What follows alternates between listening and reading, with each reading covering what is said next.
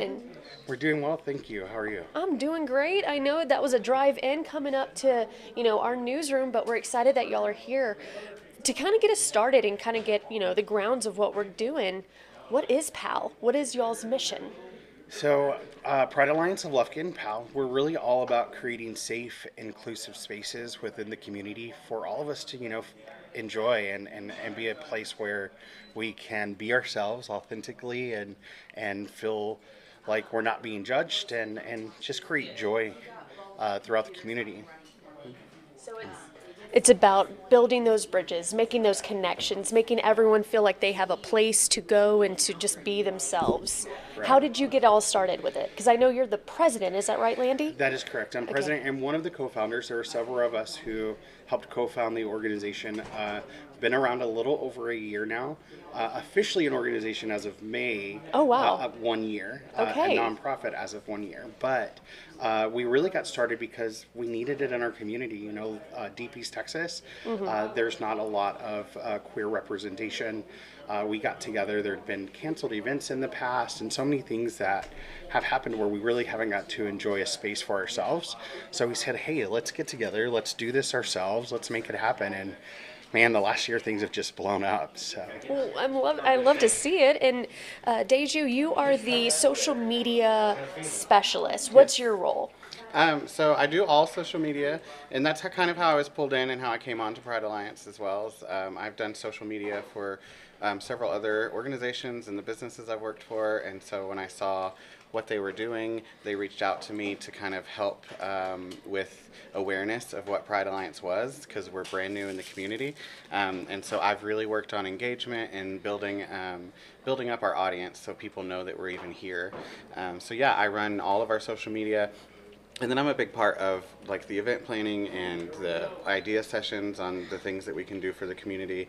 I really try to be a liaison almost to other organizations that are currently already doing things, because we certainly didn't want to come in as Pride Alliance and say we're the first to ever do any of these things. Right. We just wanted to say we want to help and we want to make it bigger.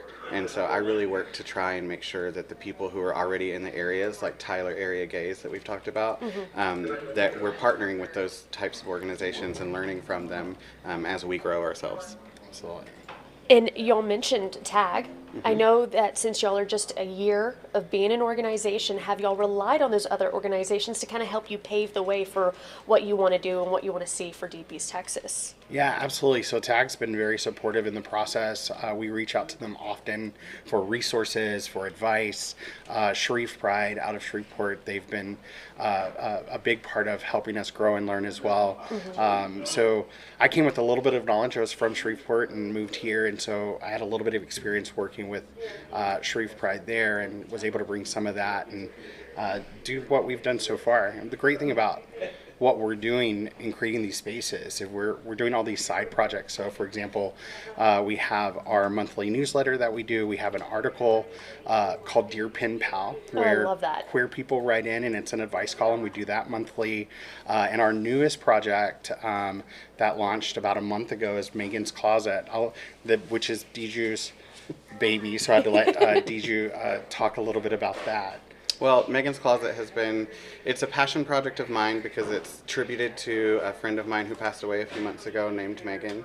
And when I came out and was going through my transition, still am, but when I first came out, Megan gave me bags of clothes to help me find my style and figure out what I was going to be wearing in my next phase of life, because not all of us have money to revamp our wardrobe. Absolutely. Just because we're transitioning. So Megan's Closet kind of came out of that idea to have a community closet to give free access to clothing for people who are transitioning. So it's focused on trans and non-binary folks, but it's a queer closet that's open to anyone. In the event that we just had, we had everyone come, allies as well, and I'm not turning anyone away. Anyone Right. who needs clothes takes it. We just have a focus on helping the trans community, but it's just something that I feel really passionate about, and I've really taken it on, along with other projects like Queer D&D that we do, Get which out. we kind of took inspiration as well from TAG, Yes. because they do Dungeons and Dragons, which I've come to a couple of their events. And so we do lean on them a lot to see what are they doing, what is the community needing from even Tyler, and how can we take that back to Lufkin and expand on it, where we're at. Right. Why build more walls between each group rather than Right. be support system for everybody? Exactly. Absolutely. That's awesome. So, Deep East Texas, you had mentioned this before. Where do you see that need of, that support, that a little bit of a helping hand of we're in this together? Do you believe that Deep East Texas really needs this? Oh, 100%. Deep East Texas is a very conservative area. There's a lot of pushback on the queer community in particular.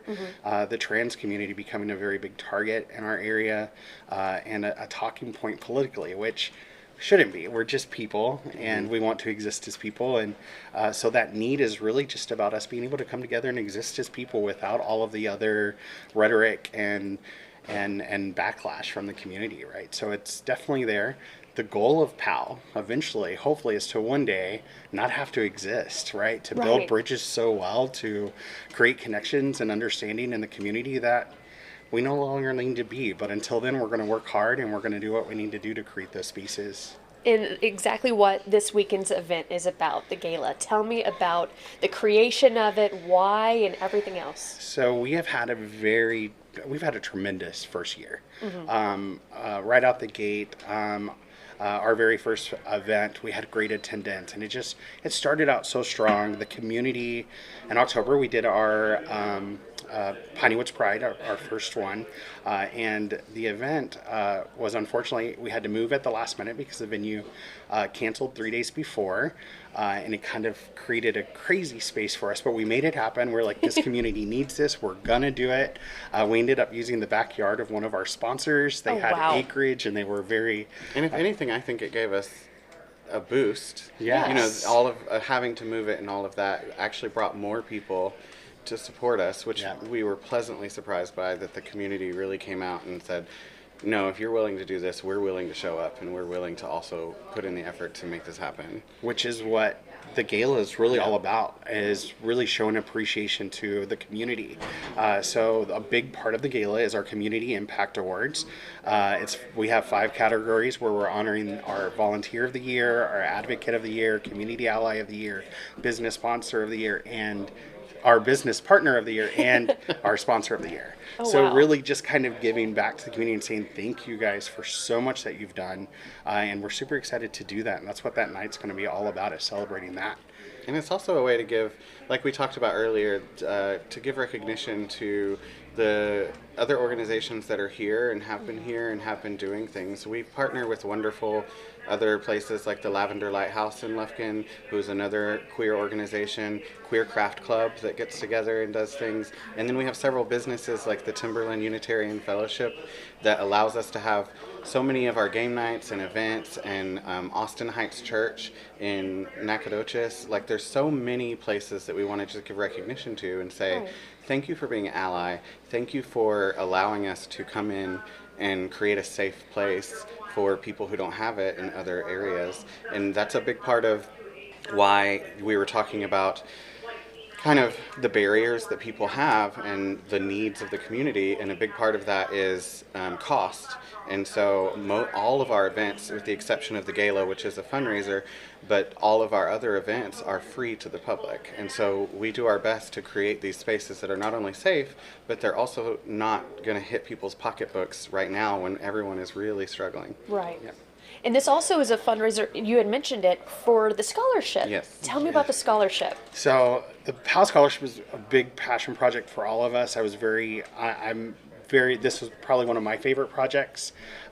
We've been working on it for about 4 months now, trying to get it up and going. And we have designated some of our the PAL funds that we already have for the scholarship. But we really want to be able to give as many scholarships out as possible. So we thought, as part of the gala, to do a silent auction specifically raising funds for the PAL Scholarship. We will roll out the scholarship this fall. We'll get deadlines and all of that stuff out shortly for when they can apply, but we are going to release it to all of the Deep East Texas high schools and colleges and universities and let them know, hey, queer students, queer allies will be eligible to apply for the scholarships. That is really cool. So that's what it's for. It's meant for students who are a part of the LGBTQ community. Or allies. Or an ally. Okay. Absolutely. So the goal is we want to hear those stories. So part of the scholarship application process, they'll be able to write an essay and let us know what the queer community has meant to them, whether they're queer themselves or an ally to the community, and how they've been able to live in that space and enjoy that space. And the scholarship is meant to be used for higher education? Absolutely. Tech school, vocational school, whatever, college, anything that they need for that. So let's get into the fun stuff about the gala. Yes. So are we dancing? Are we, you mentioned the silent auction. What else have we got going on? So yeah, so the gala starts at 6 p.m. Saturday, May 16th, with a cocktail hour. So we'll start out with that first hour. Pal's Pub is one of our other projects that we didn't mention earlier. It's actually one of our only revenue generating projects. And we have that at a lot of our events so that we can basically pay for those events through the income of Pal's Pub. So that starts from 6 to 7. 7 o'clock we'll have dinner served, and that's going to be catered by Napoli's and Nacogdoches, a nice little Italian restaurant. We love it. So that's catered from 7 to 8. The award ceremonies from 8 to 9, which the Community Impact Awards will be announcing all of the winners from those categories. And then from 9 to 11 is the after party with DJT. And we're going to have a lot of fun dancing. And there are a couple little surprises at the event as well that we're going to have. In the award ceremony part, each of our officers for Pride Alliance is going to be presenting the awards. And so we'll each be giving short speeches about the people who are winning and what they mean to us, to the Pride Alliance team, and to the community. And so it's also a way for anybody to come and get to know the PAL team, because a lot of people, honestly, only see me on our Facebook a lot, and so they really associate me with a lot of things, but we have a whole team of wonderful people, members at large, officers and board members, who we want the community to get to know as well. And I just pulled up some of the details for the event. Ticket prices are $40, and this goes into the scholarship and the fundraising? That is, so the $40 really pays for the event. Okay. The fundraising part is with The silent auction. the silent auction, yeah. Gotcha. And the goal with the ticket price was not about profit. We're not making a profit off the event. It was really just let's pay for it so that we can give our community what it needs. And I'm going to keep this up for a little bit longer for folks who want to screenshot this or send it to a friend, that kind of thing, so you have all those details ready to go when you're ready to make your plans. Is there anything else you all want us to know about the event before we wrap things up here? Yeah, the only thing that I would mention is we are almost sold out. So if they do want to go, they want to get in there very quickly. But if you want to get involved with Pride Alliance, our other big event that we do, so we will from now on be doing the gala around this time, and then in October is when we do our Pride event. And so we do it a little differently, and instead of doing Pride in June, we've shifted ours to October, and that's because we want to participate in all the other Prides in June, and so we want to come and have a booth at Rose City Pride. We want to go to Longview. We want to go to the other places and support Prides. So we just push ours a few months, and then we get to wear like Halloween costumes, and it's lots of fun. So if you can't make it to the gala, make plans in October to come on out to our Pride event, because it's always going to be so much fun. All right, perfect. Well, thank you both for coming in, letting us know. We're going to share all this on social media if you didn't get to join us for the entire conversation, so make sure you check that out. Thank you both again for joining us. Hannah, thank you for having us. Oh, we really appreciate it. All right, we're going to take a quick break, but we'll be back in a moment. I believe we have a look at your forecast when we return. All right, see you then.